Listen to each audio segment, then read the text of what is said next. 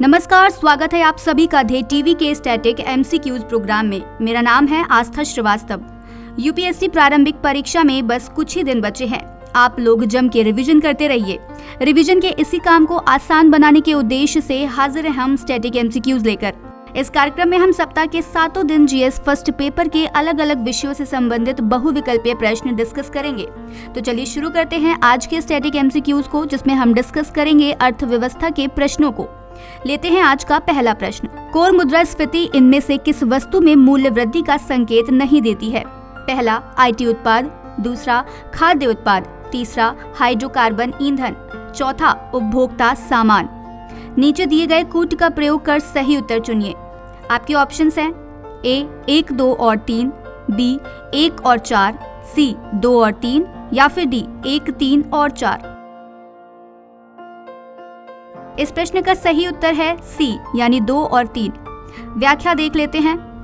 Core मुद्रास्फीति का एक उपाय है जिसमें उन वस्तुओं को शामिल नहीं किया जाता है जो अस्थिर मूल्य वृद्धि का सामना करते हैं, विशेष रूप से भोजन और ऊर्जा। दूसरे शब्दों में कोर मुद्रास्फीति और कुछ नहीं बल्कि हेडलाइन मुद्रास्फीति से मुद्रास्फीति को घटाकर प्राप्त की जाती है, जिसमें खाद्य और ऊर्जा वस्तुओं का योगदान होता है। लेते हैं आज का दूसरा प्रश्न। रुपए में मूल्यह्रास यानी डेप्रिसिएशन निम्नलिखित में से किस भारतीय क्षेत्र को नकारात्मक रूप से प्रभावित करेगा? पहला विदेशी शिक्षा, दूसरा कच्चा तेल आयात, तीसरा विदेश यात्रा, चौथा एनआरआई द्वारा घर वापस पैसा भेजना, पांचवा विदेश में निवेश। नीचे दिए गए कूट का प्रयोग कर सही उत्तर चुनिए। आपके ऑप्शंस हैं ए 1, 2 और 5, बी 1, 2, 3 और 5, सी 1, 2 और 4 या फिर डी 1, 2, 3, 4 और 5। इस प्रश्न का सही उत्तर है बी यानी 1, 2, 3 और 5। व्याख्या देख लेते हैं। रुपए में मूल्यह्रास डॉलर के संदर्भ में सभी खर्चों को प्रभावित करता है, जैसे आयात, विदेशी शिक्षा, यात्रा, विदेश में निवेश, चिकित्सा उपचार आदि। दूसरी ओर यदि आप एक निर्यातक या एनआरआई हैं जो घर वापस पैसा भेज रहे हैं, तो मूल्यह्रास से आपको प्रति डॉलर अधिक रुपए मिलेंगे। रुपए में गिरावट से कच्चे तेल के आयात की लागत बढ़ जाती है। कच्चे तेल की कीमत में वृद्धि से ईंधन की कीमतें और मुद्रास्फीति बढ़ जाती है। बदले में इससे ब्याज दरों में वृद्धि होती है, जिससे हमारी उधार लेने की लागत बढ़ जाती है। लेते हैं आज का तीसरा प्रश्न। विदेशी अंशदान विनियम अधिनियम FCRA के अनुसार विदेशी चंदा प्राप्त करने के इच्छुक प्रत्येक व्यक्ति या गैर सरकारी संगठन को पहला अधिनियम के तहत पंजीकृत होना होगा, दूसरा भारत में किसी भी सार्वजनिक क्षेत्र के बैंक में विदेशी धन की प्राप्ति के लिए बैंक खाता खोलना होगा, तीसरा उन निधियों का उपयोग केवल उसी उद्देश्य के लिए करना होगा जिसके लिए उन्हें फंड प्रदान किया गया है और जैसे कि अधिनियम में निर्धारित है। उपर्युक्त कथनों में से कौन सा अथवा कौन से कथन सही हैं?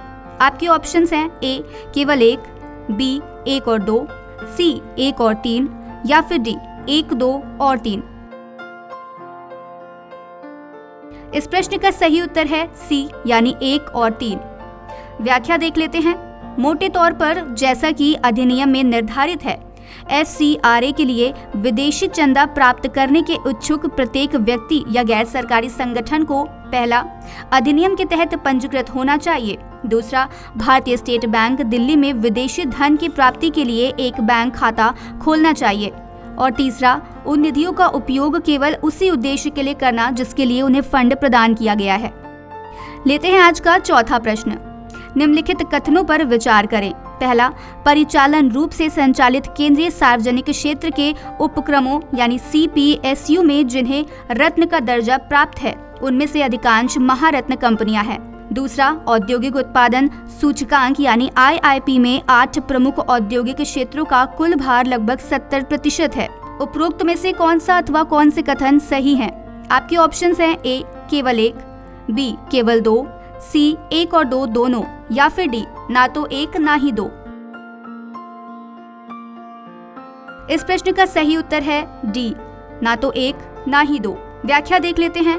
कोयला, कच्चा तेल, प्राकृतिक गैस, रिफाइनरी उत्पाद, उर्वरक, स्टील, सीमेंट और बिजली जैसे बुनियादी ढांचे का समर्थन करने वाले 8 प्रमुख औद्योगिक क्षेत्रों का औद्योगिक उत्पादन सूचकांक यानी IIP में कुल भार लगभग 40% है। सार्वजनिक उद्यम विभाग भारत सरकार की वार्षिक रिपोर्ट 2020-2021 के अनुसार 256 केंद्रीय सार्वजनिक क्षेत्र के उपक्रम यानी CPSU संचालित हैं, जिनमें लगभग 10 लाख लोग कार्यरत हैं। इनमें से 96 को रत्न का दर्जा दिया गया है। 72, 14 और 10 क्रमश मिनी रत्न, नवरत्न और महारत्न कंपनियां हैं।